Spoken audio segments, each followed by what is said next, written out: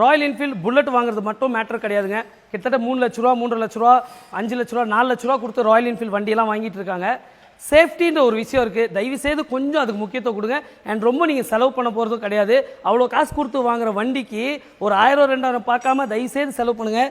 சிகைஸ், இங்கே ஒரு வண்டிக்கு இந்த பம்பர்ஸ் எங்கே போடுறாங்க நான் மென்ஷன் பண்ண விரும்பவும் இல்லை, அதை பற்றி நான் பேசவும் இஷ்டம் இல்லை. பட் இந்த மாதிரி பம்பர் மட்டும் தயவுசெய்து போடாதீங்க. எந்த மாதிரி தான் இங்கே வாங்களே, சென்டராக ஒரு கனெக்ட் இருக்கும், இந்த பக்கம் ஒரு செட் ஆஃப் ஜாயிண்ட் இருக்குது, இந்த பக்கம் ஒரு செட் ஆஃப் ஜாயிண்ட்டு, இப்படி வரும் பம்பரு.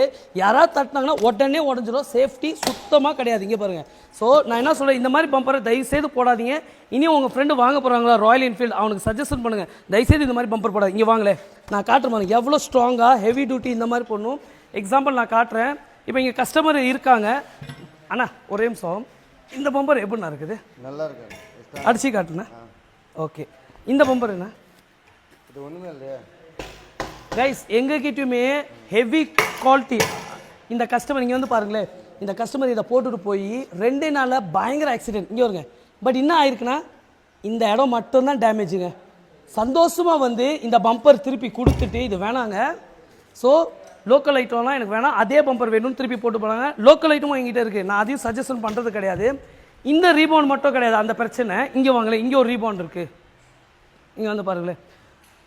ஸோ இன்றைக்கி சண்டே ஹாலிடே, எமர்ஜென்சி கேஸ்னால ஓப்பன் பண்ணி ஒர்க் பண்ணிகிட்ருக்கோம். பசங்க ரூம்லேருந்து வந்து இங்கே பாருங்கள், இந்த ரீபவுனுக்கும் இங்கே பாருங்கள் இதே மாதிரி பம்பர்.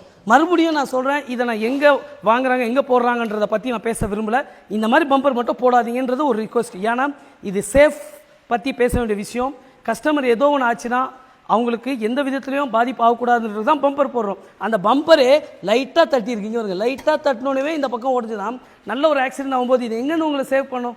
ஸோ அதனால் நான் என்ன சொல்கிறேன்னா, ஒரு ரிக்வஸ்ட்டாக கேட்குறேன், அவ்வளோ காசை கொடுத்து வண்டி வாங்குறீங்க, ஒரு 2000 3000 1000 வந்துட்டு காம்ப்ரமைஸ் பண்ணாமல் பம்பர்ஸ் போடுங்க, நல்ல பம்பராக.